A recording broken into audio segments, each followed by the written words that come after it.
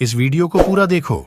आज ही आपके जीवन से सारी परेशानी खत्म होगी और चैनल को सब्सक्राइब और वीडियो को लाइक करें। है इसीलिए आज आपकी इज्जत है। याद रखिएगा, हर चीज़ की फाउंडेशन आपकी मेहनत नहीं है, परमेश्वर का फेवर है। इसीलिए मैं आपसे कहना चाहता हूँ, कभी इस बात को न भूलें। अगर आप आशीषित हैं तो अपने कामों से, बड़ी बाइबल स्टडी से और प्रेयर की वजह से या बहुत लंबी फास्टिंग करने की वजह से नहीं है।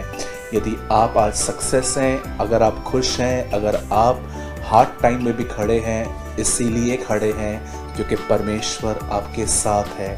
यही परमेश्वर यूसुफ के साथ था, इसलिए खुदा ने उसे खड्डे में से निकाला। यही परमेश्वर उसकी गुलामी में उसके साथ था, परमेश्वर ने उसे वहाँ भी उठाया। वही परमेश्वर जेल में भी उसके साथ था, इसीलिए वो बाहर निकल पाया। वही परमेश्वर उसके साथ था, इसीलिए वो कैदी से एक बहुत बड़ा व्यक्ति बन पाया।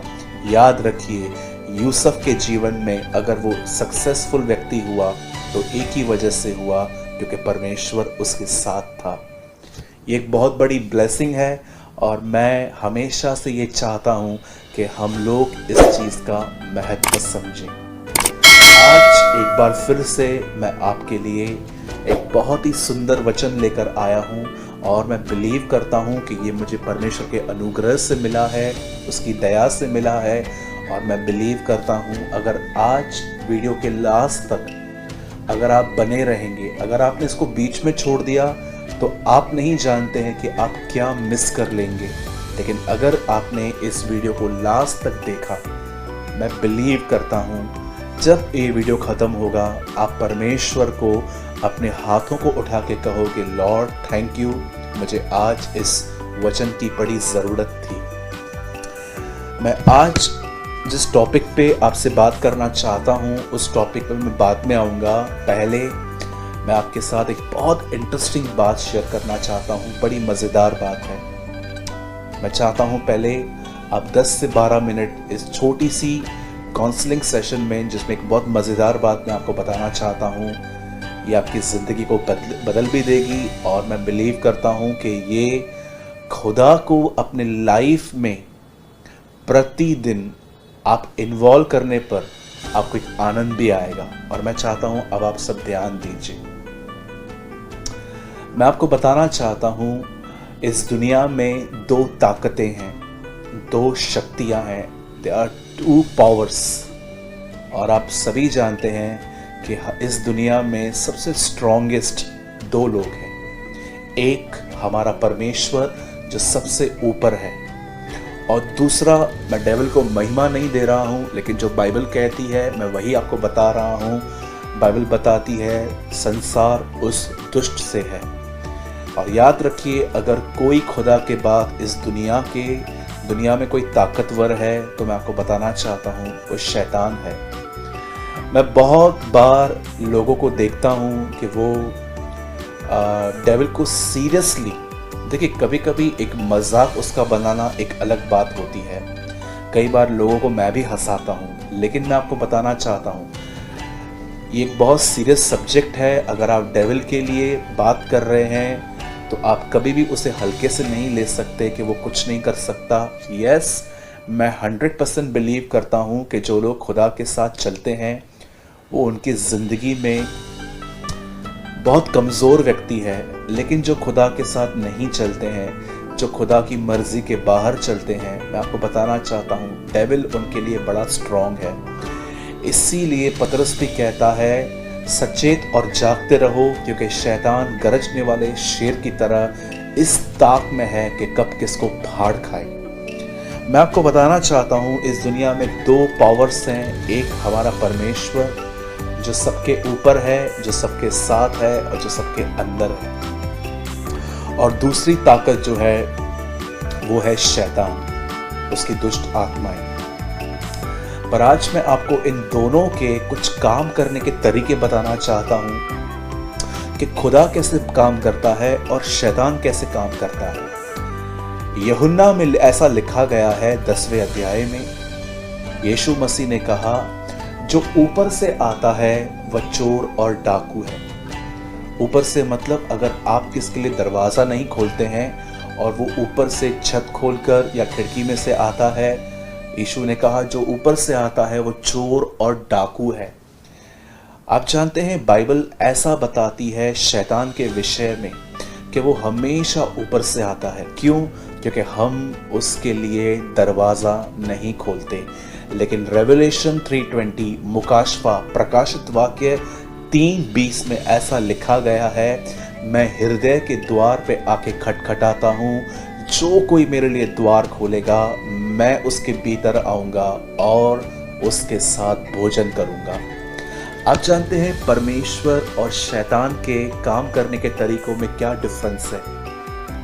याद रखिए, यीशु ने कहा मैं खटखटाऊंगा, जो कोई खोलेगा मैं आऊंगा। लेकिन शैतान खटखटाएगा नहीं, वो ऊपर से फोर्सफुली आएगा। याद रखिए इस बात को, हमेशा याद रखिए, शैतान को काम करने के लिए आपको इनवाइट नहीं करना है।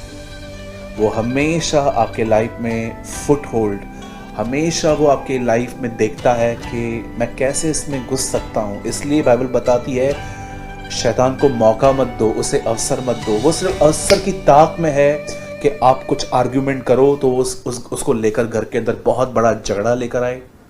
आप कुछ गलत काम करो तो आपको कंडेम करे। आपने अपने लाइफ में बहुत बार उसे इनवाइट किया है और मैं आपको बताना चाहता हूँ कई बार ऐसा भी हुआ है कि आपने न चाहते उसे अवसर दे दिया और वो घुस आया आपके जीवन में।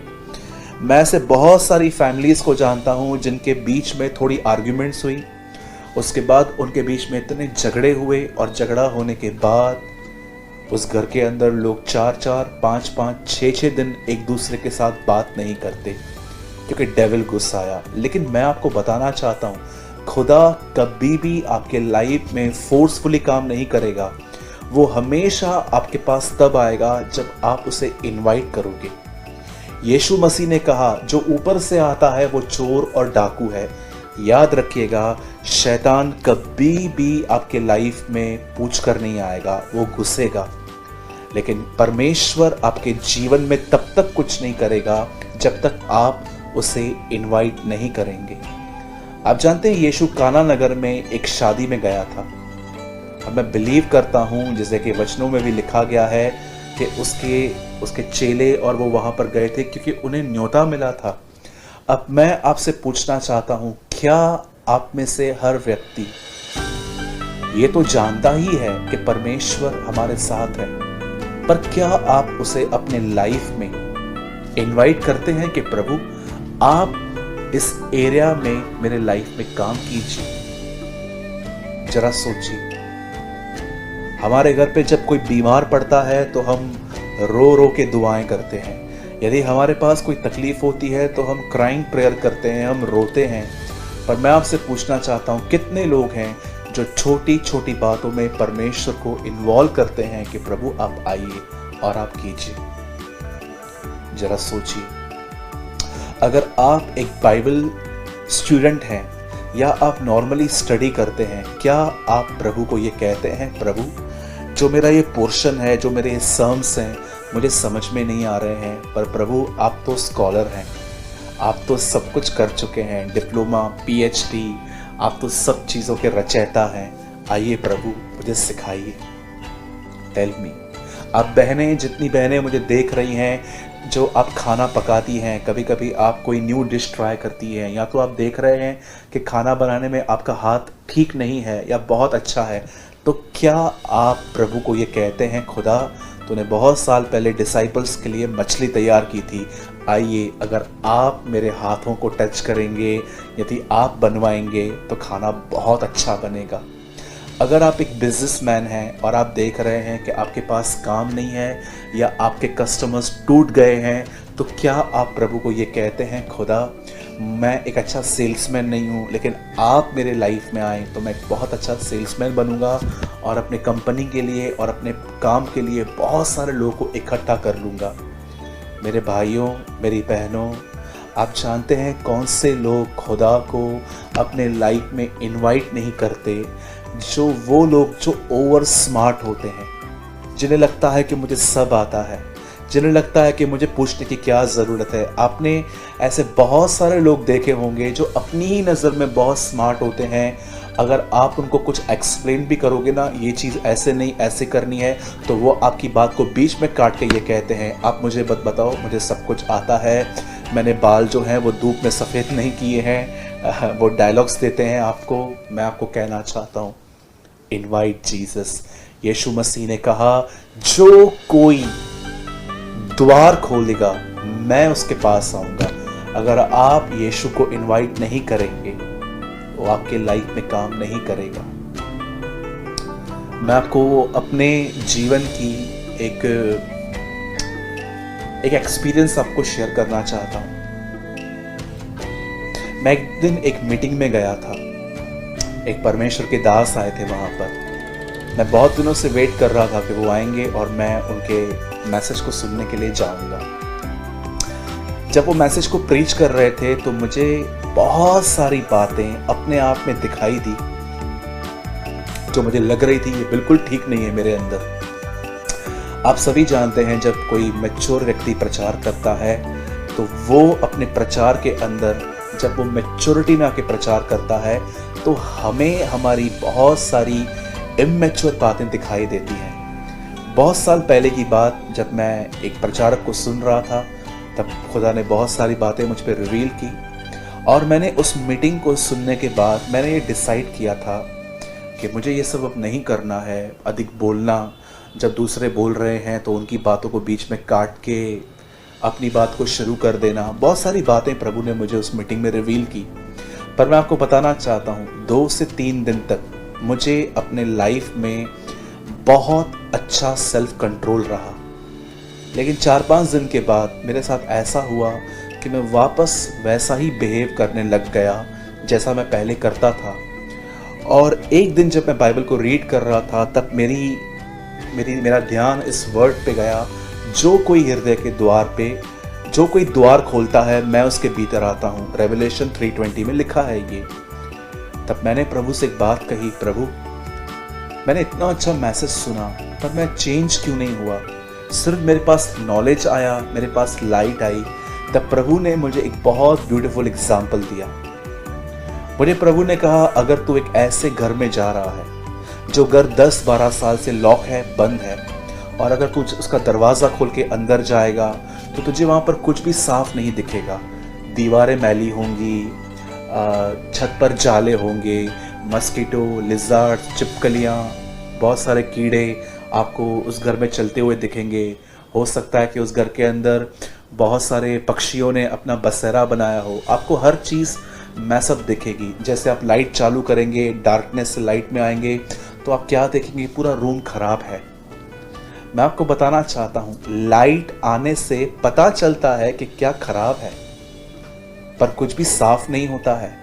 साफ करने के लिए आपको क्या करना पड़ेगा, आपको अपने हाथ में कुछ लेना पड़ेगा और वो चीज़ें लेकर आपको सब कुछ साफ करना पड़ेगा। वैसे ही आप बहुत बार जब लोगों का संदेश सुनते हैं, आप साफ नहीं होते, आपको ज्योति मिलती है, लाइट मिलती है, और उसके बाद आपको खुदा को कहना पड़ता है, खुदा जैसे तूने उस मंदिर में कोड़े उठाए थे मंदिर को साफ करने के लिए, मैं तेरा मंदिर हूँ, ये तेरा घर है। बाइबल बताती है 5 दिनों में प्रभु ने सब कुछ बनाया और 6वें दिन उसने मनुष्य बनाया।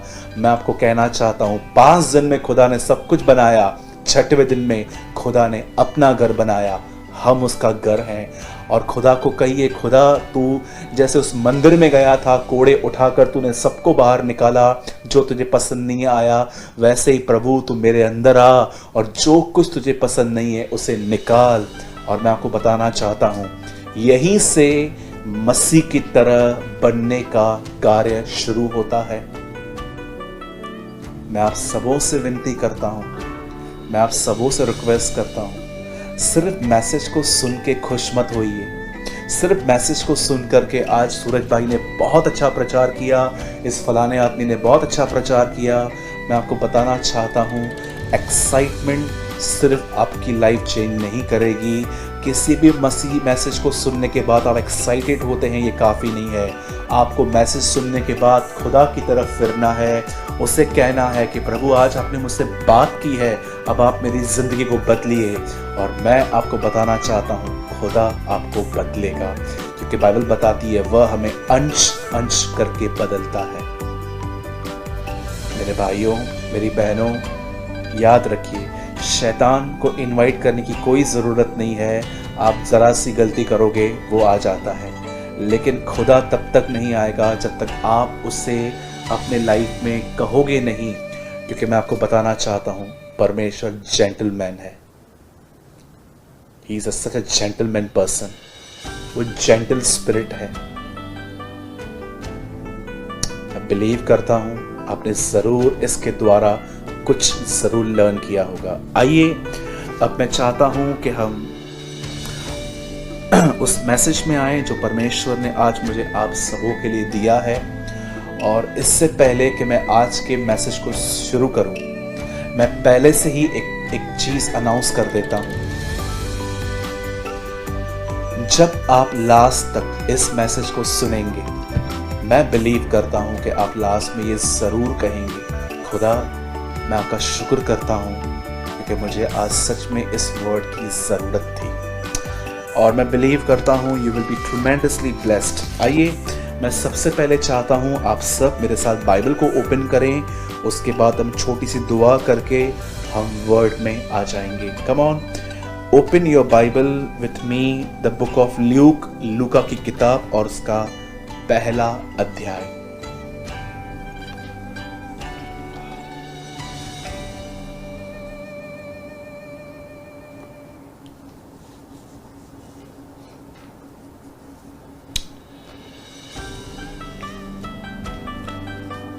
और मैं आपके लिए पढ़ रहा हूं। पहले हम प्रेयर करेंगे। आइए मैं चाहता हूं आप में से जितने भी लोग मुझे देख रहे हैं, अपना हाथ स्वर्ग की ओर उठाइए। जितने लोगों ने अब तक नहीं उठाया है, प्लीज अपना हाथ स्वर्ग की ओर उठाइए। और जो मैं कहता हूं मेरे पीछे कहिए।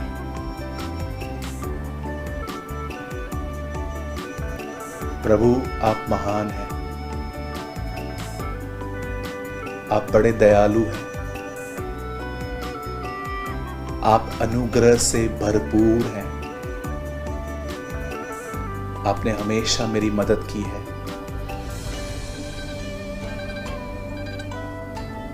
मैं आज खाली हाथों को लेकर आपके सामने खड़ा हूं। मुझे आपकी दया की जरूरत है, मुझे आपके अनुग्रह की जरूरत है। मेरे जीवन को बदलिए, मेरे अंदर बंधनों को तोड़ दीजिए, मेरे पुराने रवैये को, पुराने स्वभाव को निकाल दीजिए। मुझे ऐसा व्यक्ति बनाइए जो आपके काम आए। जितने भी लोग मुझे देख रहे हैं, जो मैं कन्फेस कर रहा हूं, प्लीज मेरे पीछे कीजिए। पिता आप मेरे परमेश्वर हैं, आप मेरे मालिक हैं, आप मेरे दाता हैं, आप मेरे रोशनी देने वाले प्रभु हैं, आप मुझे रोटी देने वाले प्रभु हैं। मैं विश्वास करता हूं आज मेरे अंदर से बंधन टूटेंगे, मेरी सोच नई होगी, मेरी जिंदगी नई होगी। मैं आपकी ओर फिर जाऊंगा, मैं पवित्र आत्मा से परिपूर्ण हो जाऊंगा। आज इस चलती हुई सभा में मुझे पवित्र आत्मा का बपतिस्मा मिलेगा। मेरा परिवार बचाया जाएगा, मेरी रुकी हुई प्रार्थनाओं के उत्तर आएंगे और मैं तेरा गवाह बन पाऊंगा। मैं चाहता हूं आप में से हर व्यक्ति अपनी आंखें बंद करे। परमेश्वर पिता, मैं यीशु मसीह के नाम में आपके पास आता हूँ। हमारे जितने भी भाई बहनें प्रभु ये वीडियो देख रहे हैं, मैं उन सबों के लिए प्रेयर करता हूँ। आपका अनुग्रहपूर्ण हाथ हर एक पर आए, आपकी दया हर एक पर आए, आपकी कृपा और करुणा हर एक पर आए। आज का वचन प्रभु जी हमारी ज़िंदगी को बदले। हम आपको महिमा और आदर देते हैं। दुआ को मसीह यीशु के नाम में मांगते हैं, आमीन आमीन। आइए मैं आपके लिए वर्ड पढ़ रहा हूँ, लूका पहला अध्याय और उसका 33 वर्ड। और वह याकूब के घराने पर सदा राज्य करेगा और उसके राज्य का अंत न होगा। बाइबल ऐसा बताती है, मेसोपोटामिया में एक व्यक्ति रहता था जिसका नाम था इब्राहिम। इब्राहिम को कोई संतान नहीं थी, पर परमेश्वर ने उसे वादा किया था कि प्रभु उसे एक बच्चा देंगे और उसने उसका नाम इसहाक रखा। बाइबल बताती है जब समय पूरा हुआ तब इसहाक जन्मा। और आप सभी जानते होंगे कि इसहाक ने रिबेका से शादी की और रिबेका को ट्विंस पैदा हुए, जुड़वा बच्चे पैदा हुए। एक का नाम था याकूब और एक का नाम था एसाव। बाइबल यहाँ पर ऐसा बताती है, जब स्वर्गदूत मरियम से मिलने के लिए आया तो उसने यीशु मसीह के लिए एक बात कही कि वह याकूब के घराने पर राज्य करेगा और उसके राज्य का अंत न होगा। आप में से हर व्यक्ति जानता होगा कि परमेश्वर ने याकूब का नाम बदलकर इज़राइल रखा। कभी आपने इस बारे में सोचा कि लूका के इस चैप्टर में स्वर्गदूत ने ऐसा क्यों नहीं कहा कि वो इज़राइल के लोगों पर राज्य करेगा? क्यों बाइबल का ओल्ड नाम याकूब बताती है? वो कहता है वह याकूब के वंशज पर राज्य करेगा। यहां इज़राइल क्यों नहीं लिखा? परमेश्वर ने याकूब के जिंदगी को बदला था। प्रभु ने उसे एक नया नाम दिया जिसका नाम था इज़राइल, लेकिन यहां पर यह नहीं लिखा है कि वह इज़राइल के घराने पर राज्य करेगा। बाइबल बताती है वह याकूब के घराने पर राज्य करेगा। आज मैं इस वर्ड के थ्रू, परमेश्वर ने मेरे हृदय में कुछ डाला है जो मैं आपके साथ बांटना चाहता हूं। मेरे भाइयों, मेरी बहनों, याद रखिए, इब्राहिम से इसहाक पैदा हुआ, इसहाक से याकूब पैदा हुआ। अब जरा ध्यान दीजिएगा इस बात पर। आप जानते होंगे कि इज़राइल के घराने में जो लड़के पहलोठों में जन्म लेते थे, पहलोटे का मतलब घर में सबसे बड़ा, उनके पास बहुत सारे अधिकार होते थे। बाप के मरने के बाद सारी प्रॉपर्टी, घर की चाबियां वगैरह वगैरह, बहुत सारी बातें जो हैं वो बेटे को मिल जाती थी। और ये सारे अधिकार इसहाक के बाद एसाव को मिलने थे, क्योंकि एसाव बड़ा था और याकूब छोटा था। पर बाइबल ऐसा बताती है कि याकूब जो था वो हमेशा से चाहता था कि घर का बड़ा वो बने, और वो हमेशा इस बात की तलाश में रहता था कि वो कैसे न कैसे अपने घर के अंदर अपने बाप के मरने के बाद वो पद हासिल कर ले। मैं आपको बताना चाहता हूं, बड़ा बनने की आत्मा मसीहत के अंदर आज नहीं, बरसों पहले से आई है। मैं आपको बताना चाहता हूं, आज बहुत सारे जो लोग हैं वो प्रभु में रहकर भी बहुत बड़े बनना चाहते हैं। बहुत बड़े बड़े टाइटल से वो प्यार करते हैं कि मुझे इस नाम से पुकारो, उस नाम से पुकारो, मुझे ये कहो, मुझे वो कहो। मैं आपको कहना चाहता हूँ मेरे भाइयों, मेरी बहनों, इस बात को याद रखिए। शैतान जो था वो स्वर्ग से नीचे इसलिए गिराया गया था क्योंकि वो बड़ा बनना चाह रहा था। और जानते हैं जब वो नीचे गिरा तो उसने आदम को क्या कहा था? जिस दिन तू इस फल को खाएगा उसी दिन तू परमेश्वर के समान हो जाएगा। अब वो अपना सेम पॉइजन जो